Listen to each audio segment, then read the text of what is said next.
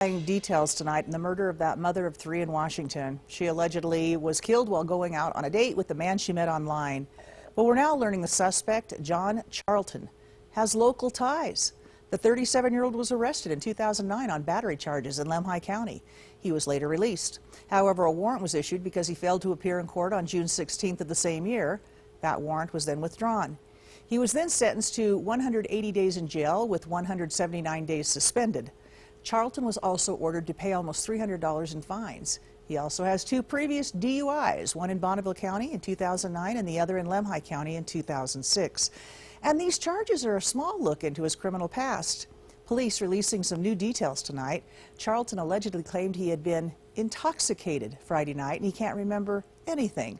Law enforcement has recovered some startling evidence in the case. As Janet Kim reports, those items include garbage bags that match the ones the victim's body's parts were found in, and a 15-inch pruning saw recovered near the woman's bathtub.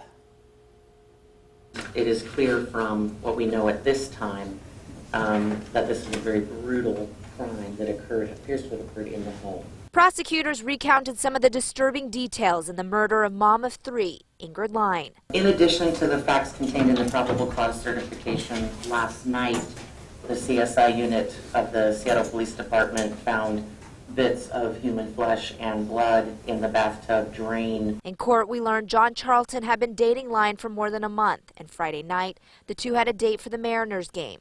By Saturday morning, when Line never showed up to get her children, her mother, Jorga Bass, began texting Charlton, asking, "When did you see her last? She's not here. Her phone is here and driver's license and purse, but she's not.